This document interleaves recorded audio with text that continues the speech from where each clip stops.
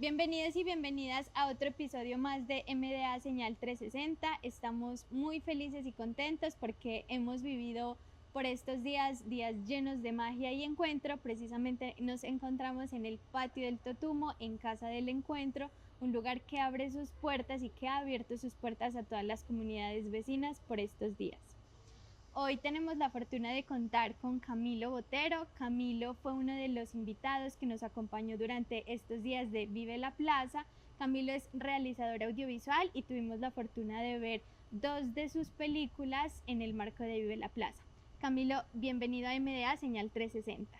No, muchas gracias y gracias al museo por la oportunidad y por la invitación.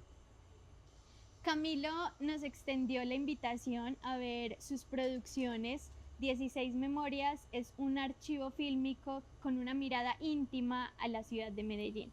Y a propósito de sus 350 años, queremos volver a ver ese archivo que con mucho trabajo, honra y también amor ha construido Camilo durante su trayectoria. Y a propósito de estos 350 años, Camilo, quisiera preguntarte cómo es volver a ver la Medellín del pasado y qué tiene que decirnos hoy respecto a tu película. En el caso de 16 Memorias, recuerdo que en el afiche hay una frase: 16 Memorias es la extraña posibilidad de ver la infancia por primera vez. Entonces yo creo que no solo es la infancia, porque en el contexto de la película es la infancia de una familia que hizo un archivo fílmico desde el año 45 hasta el año 72. Entonces no solo estamos viendo la infancia de la familia, sino que en medio de esa infancia, de esos juegos, de esos paseos, estamos viendo necesariamente a Medellín, a sus alrededores, y estamos habitando con ellos, con esa familia, cada uno de los lugares que ellos recorren. Entonces, la película es la posibilidad de habitar y recorrer una Medellín no de hace 350 años, pero sí una Medellín de hace, no sé, son 60, 70 años. Entonces el juego con el archivo es sumergirse en él para entrar en la realidad que propone el archivo. De hecho, un poco la búsqueda de las películas en el archivo es desde el archivo mismo. De hecho, no existe un guión previo, como normalmente es el cine.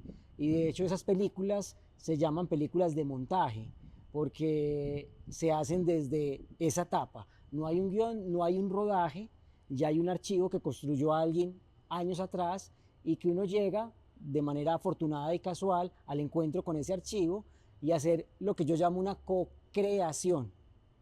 Ya hubo un autor, Mario Posada Ochoa, es el autor de ese archivo, de la película de 16 Memorias, y yo entonces empiezo a crear con Mario un nuevo cuento, una nueva película que él abandonó en algún momento de su vida y que yo afortunadamente la encontré y la pude terminar.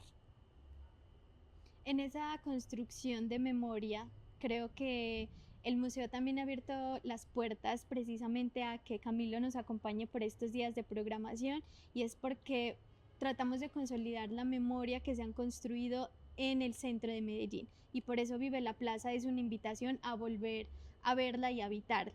Quisiera preguntarte, en la construcción de 16 memorias, justamente una particularidad que es grabada y producida, me corregirás, con una cámara de 16 milímetros. Sí. ¿Por qué la intención de hacerlo así? Recoge un archivo fílmico, pero hoy podemos verla con un formato que para muchos es desconocido. Pero ¿cuál crees de pronto que es el propósito de hacerlo? Pues a ver, en cuanto a los formatos, por la época y por las posibilidades que tuvo Mario, él decidió el formato 16 milímetros porque, entre otras cosas, era el formato que para la época tenía mejor calidad. Era el tamaño más grande, digamos, para cámaras de formato casero. Normalmente es el 8 milímetros el formato que usan las familias. Mario tenía la posibilidad de acceder a 16 y así lo hizo.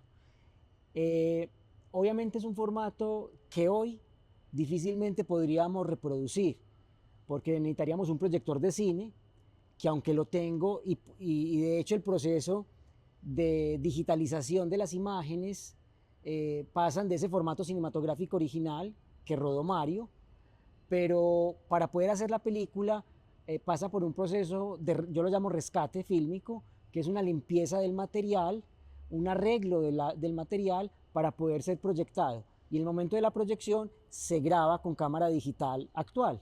Entonces digamos que ese es el proceso, el momento de la digitalización del material. ¿Para qué? Para poder después en el computador vos estar viendo las imágenes y poder ya empezar a hacer el armado de la película, que difícilmente lo podríamos hacer desde el formato original. Pero creo que era así o me perdí. Sí, sí, sí, era un poco también en la construcción de la memoria colectiva y que hoy tiene la oportunidad las personas de poder verla.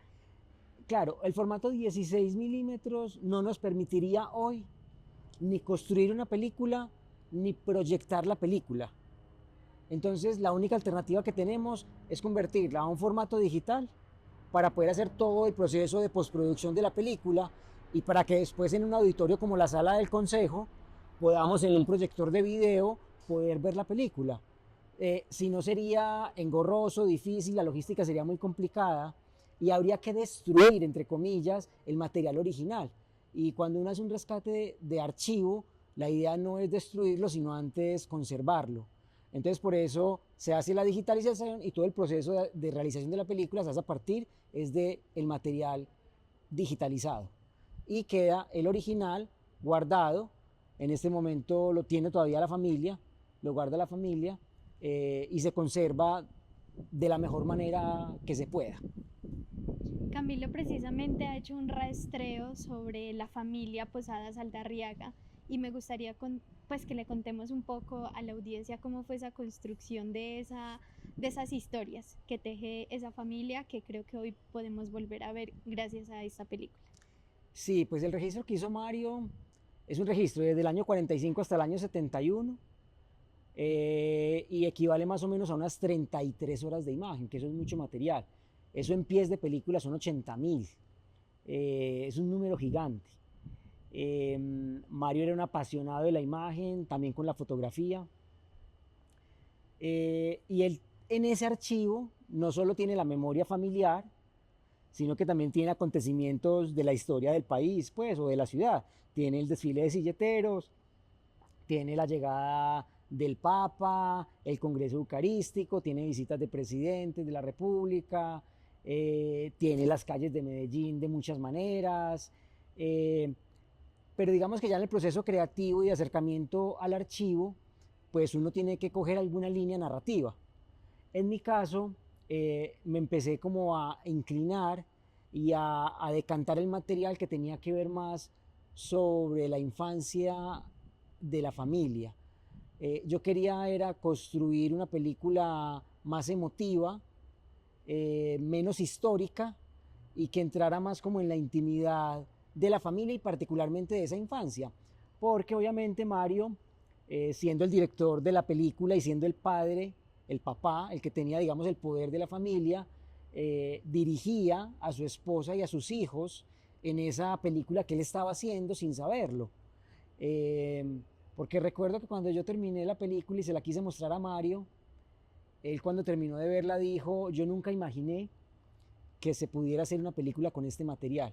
Entonces digamos que él, aunque él no tenía conscientemente la intención de hacer una película, cuando vos ves el material, pareciera que sí, porque él tenía un manejo del encuadre, de la fotografía, de la descomposición del plano, que ayudó mucho en el proceso de construcción de la película. Entonces, claro, como yo me incliné más por eso íntimo y familiar, la película pues obviamente terminó retratando y rememorando y construyendo esa infancia de la familia. Y un poco queda por fuera esos hechos históricos o esos momentos más sociales de ciudad, pero por una decisión mía, porque el archivo los contiene. Quería hacer algo más íntimo y más emotivo. Y por eso derivó en lo que es hoy 16 memorias. Pero yo siempre digo que hay otras 32 horas, yo solo usé 53 minutos, hay otras 32 horas llenas de imágenes y de momentos históricos y de acontecimientos de ciudad que pueden ser consultados, recreados, Obviamente hay que pedirle permiso a la familia, pero el material está ahí. Y de hecho, como ya se hizo el proceso de rescate, el material está ahí, digamos, a disposición del que se interese por él. Y podemos, a partir de esas otras imágenes que no se usaron, crear otras películas o otras propuestas artísticas, cinematográficas, a partir del archivo. A propósito de pronto de esos retratos que quedaron por fuera, quisiera preguntarte si Camilo tuviera que ver, porque me imagino que registraste con detalle de pronto esos momentos. ¿Cuál crees que sería ese episodio de la ciudad que hoy podemos volver a ver con otros ojos, desde un contexto un poco más social, desde un espacio más abierto a sus habitantes? De lo que no usé en la película, pues para mí es muy, a ver, no sé, muy obvio. Para mí sería las imágenes del desfile de silleteros, pero porque es un desfile de silleteros diferente a lo que conocemos hoy. De hecho, hay unas imágenes muy bonitas de un silletero bajando de Santa Elena descalzo, con la silleta en la espalda, ¿cierto? Pero descalzo, que eso creo que esa tradición se ha ido perdiendo también. Eh, y el desfile de silleteros tenía como otra dimensión.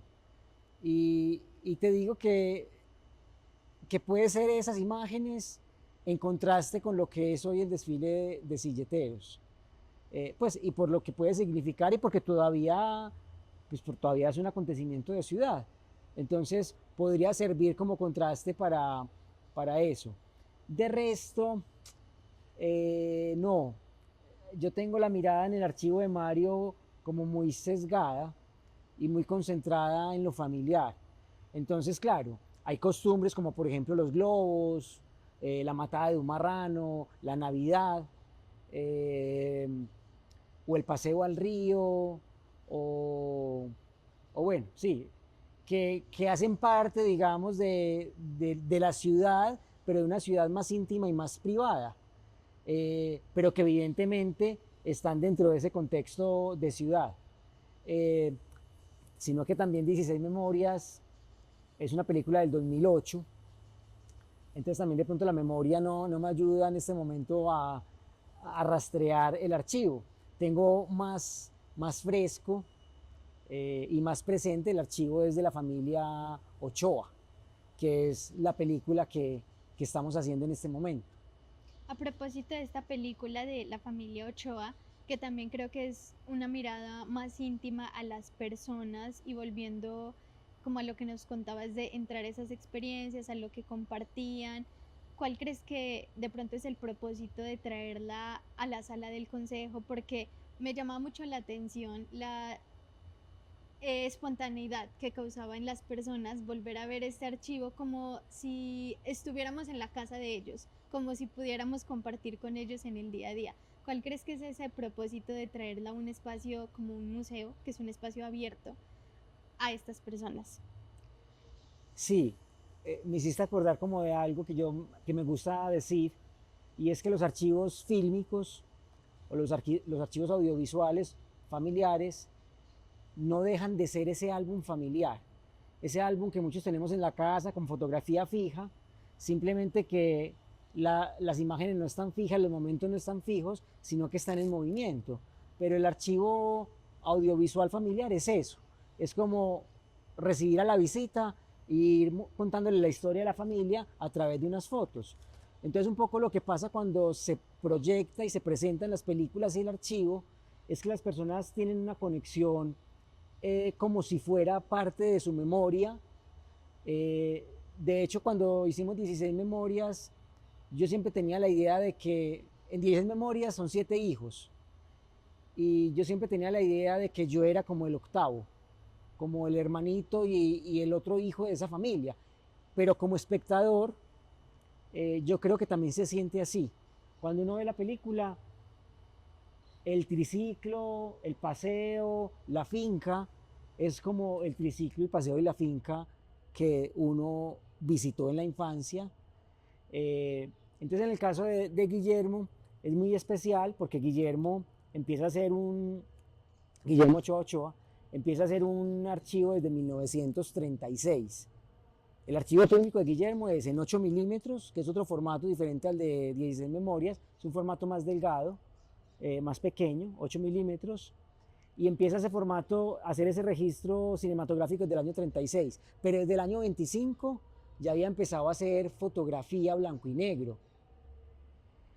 Y algo muy especial del archivo de Guillermo es que él escribió un diario autobiográfico, más o menos de 6.000 páginas, donde cuenta toda su vida, incluso desde el día en que nace. Y cuenta incluso la historia de cuando su padre fue asesinado en la Guerra de los 1000 días.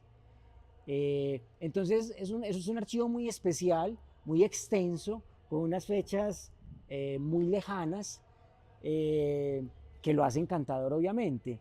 Ahora, dentro del archivo de Guillermo, a diferencia un poco del archivo de Mario en 16 memorias, Guillermo fue testigo, yo digo que sin querer queriendo, de un momento, de muchos momentos de acontecimientos del ámbito local y nacional. Entonces, por ejemplo, su padre fue asesinado en la Guerra de los 1000 días, estamos hablando de 1900, y de alguna manera eso hace parte de su vida, la Guerra de los 1000 días. Pero después, cuando se fue a estudiar a Bogotá con los salesianos, fue prácticamente testigo del asesinato de Rafael Uribe Uribe en 1914. Y después, cuando regresa a Medellín, cuando se accidenta Carlos Gardel, va ese mismo día al aeropuerto y es testigo de, digamos, cuando estaban con todo el cuento pues, del accidente, sacando los cadáveres, y hace una descripción súper cruda de ese momento. Pero después también es testigo de la caída del gobierno de Rojas Pinilla en el año 57, creo. Sí, 57. Entonces, aunque es un archivo familiar, de todas maneras él fue testigo de unos momentos muy claves en la historia del país y de la ciudad. De hecho, también él fue el testigo del 9 de abril de 1948, pero en Medellín. Entonces, en su diario cuenta qué pasó en Medellín ese día. Normalmente tenemos la historia del 9 de abril, de lo que pasó en Bogotá, pero también en Medellín pasaron cosas. Y lo sabemos gracias al diario que él escribió. Entonces, en el caso de Guillermo y de la película que estamos haciendo, que se llama Estudios Don Gogo, es una película que transita la historia del país, pero a través de una historia familiar. Y es una mirada de un padre de familia, y es una mirada, sí, de la vida familiar, pero que es atravesada también por la historia del país. A propósito de esas miradas con Vive la Plaza y un poco el público que pudimos tener en la sala del consejo, quisiera que Camilo nos cuente cómo fue su experiencia. Eran dos instituciones que nos llenó de sorpresa y de gratitud poder tener en nuestros espacios, pero ¿qué sintió Camilo al tener una audiencia y en un día muy específico? Quisiera que Camilo pudiera contarles un poco qué sucedió ese día. Eso fue el lunes 29 de septiembre. Entonces ese día por la mañana, antes de venir a la proyección, me llegó la información de que el 29 de septiembre Sí. era el día del cine silente. Y a mí me habían contado que parte de las personas que iban a ver la película eran personas sordas. Y entonces a mí me pareció como muy particular eso. Entre otras cosas porque el origen de mi película de 16 memorias es de origen silente, porque la cámara que tenía Mario no grababa sonido. Entonces todo el archivo es silente. Entonces me pareció muy bonito la relación entre las dos cosas. Entonces me puse a investigar un poco más y descubrí que además el 29 de septiembre era el Día del Corazón. Entonces me pareció aún más bonito que estuviéramos en un auditorio viendo una película que en principio era silente, ya fue sonorizada, pero en principio era silente. Estábamos celebrando el cine silente, pero también estábamos celebrando el Día del Corazón con un público que en su gran mayoría eran sordos. En el corazón de la ciudad. En el corazón de la ciudad, mira, todo se une ahí. Y entonces fue una proyección muy bonita, muy única, muy especial, porque además hubo pues traducción en lenguaje de señas. La película se dejó porque la película tiene muy poco texto y como tenía ese origen silente, digamos que la película se deja ver aún en el silencio. Y fue tremenda esa proyección, fue muy bonita la reacción, los comentarios, disfrutaron mucho la película, agradecieron la película. eh, entonces, no, pues para mí fue una belleza esa proyección. Dentro de las experiencias yo estuve como viendo un poco las reacciones del público y era lo que hablábamos al inicio, introducirse en la cotidianidad de esta familia en este caso y la particularidad era, uno cree que en las brechas de comunicación desde diferentes muestras artísticas imposibilitan que diferentes espectadores aprecien, en este caso el cine. Creo que esta no fue la oportunidad para perder el tiempo, sino enriquecerlo desde diferentes miradas, las reacciones, y eso era un poco como volver a ver ese archivo, esa era como la intención, creo que también de traerlo en el marco de Vive la Plaza, volver al pasado desde la intimidad de Medellín, de sus familias y cómo la han construido. Y me parece que con la proyección de Camilo en estos 2 días que tuvimos fue maravillosa. Camilo, muchas gracias por acompañarnos en estos días de programación. Quisiera cerrar un poco reflexionando sobre esa memoria colectiva que ha tejido el archivo fílmico y que tú con tu trabajo lo has podido hacer. ¿Por qué crees que hoy es importante el archivo fílmico en esta construcción de ciudad? Bueno, decir que es importante, no sé, no me atrevería. Yo creo que es necesario y ahí radica la importancia. En lo necesario, ¿por qué? Porque esta ciudad particularmente es una ciudad que ha olvidado un poco su pasado y es una ciudad que permanentemente está destruyendo su historia por apostarle aparentemente o supuestamente a una modernidad. Pues eso se ve mucho en la arquitectura sobre todo, en cómo los espacios públicos se transforman, pero se transforman de una manera, no sé, eh, en una, de una manera que no respeta lo que ya había, lo que fue, lo que éramos. Eh, hay una imagen que hizo Guillermo, que es impresionante. Él cogió su camarita de 8 milímetros un día X y se fue a filmar desde la playa, se fue a filmar el Teatro Junín. Y años después volvió otra vez con su camarita desde la misma esquina y hizo el mismo registro y ya no estaba el Teatro Junín. Ya había un edificio altísimo, que es el edificio Coltejer, y entonces ese edificio que era bellísimo, el Teatro Junín, que además tenía el Hotel Europa y que era una referencia para la ciudad y que traía los eventos más grandes a nivel cultural, musical, teatral, desapareció por construir posiblemente el edificio más feo que tiene Medellín, el más visible, que es el edificio Coltejer, que simplemente es como un edificio que representa supuestamente la pujanza, el trabajo y no sé qué, y entonces ese cuento nos lo han metido y a partir de ese cuento hemos destruido la ciudad. O sea, no hay cosa más fea que el metro de Medellín pasando y destruyendo el centro de la ciudad, pasando por el Parque de Berrío y partiendo el centro de la ciudad en dos.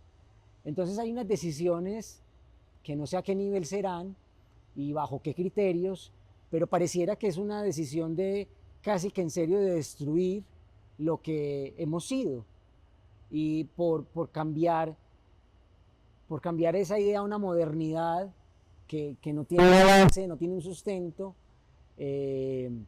Entonces, claro, estas imágenes y estos archivos nos permiten de alguna manera abrir una ventana como a un pasado que evidentemente ya no existe, que han ido destruyendo poco a poco y casi que somos testigos de lo que fue la ciudad a través de esas imágenes que nos dejan estos personajes y que gracias al rescate de ellas, porque también otra cosa que pasa es que algunas personas hicieron ese registro, pero ese registro se está perdiendo en cajas de cartón, en cuartos útiles, los botan porque no saben qué hacer con eso. Entonces, digamos que mi intención también con el rescate no solo es crear una obra cinematográfica a partir de esas imágenes, sino el rescate en sí mismo. Poder rescatar para la ciudad y para los que les interese esas imágenes, todos esos archivos que se están dañando permanentemente, porque además hay que entender que el celuloide, el soporte fílmico, es un soporte que está vivo y que todo el tiempo está en un proceso de descomposición. Entonces todos los días se está dañando, todos los días inevitablemente se está dañando. Y más si no está en unas condiciones óptimas de almacenaje, de temperatura y de humedad. Y esa es la realidad de los archivos en la ciudad, no están en esas condiciones. Entonces todos los días se están dañando y si no llega alguien a rescatarlos y a digitalizarlos, esas imágenes se pierden para siempre. Ya no habrá manera de recuperarlas. Entonces apostarle solo al rescate, independiente de lo que se haga después, ya es válido.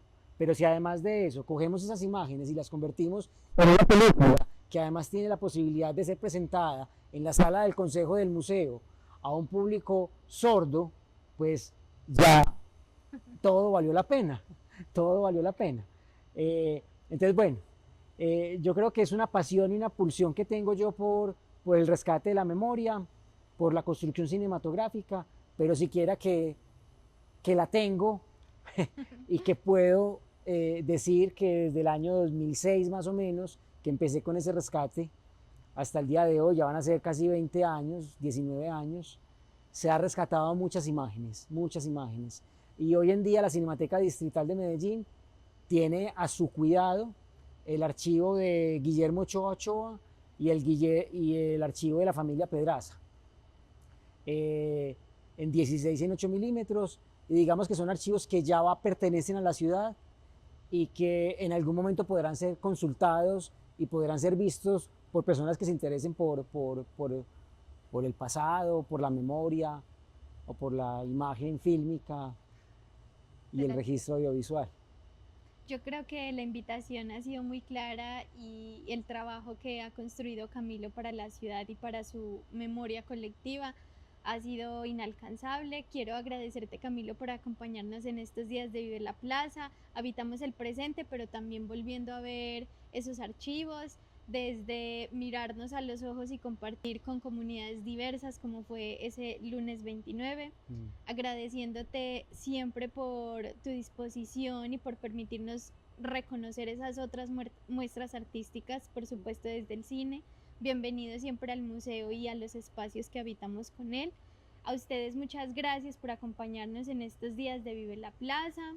Esperamos que sean días que sigan llenándolos de magia y encuentro. Camilo, gracias nuevamente. Quisiera que les extendamos la invitación de tu parte a conocer también esas proyecciones que vienen en camino a nuestra audiencia.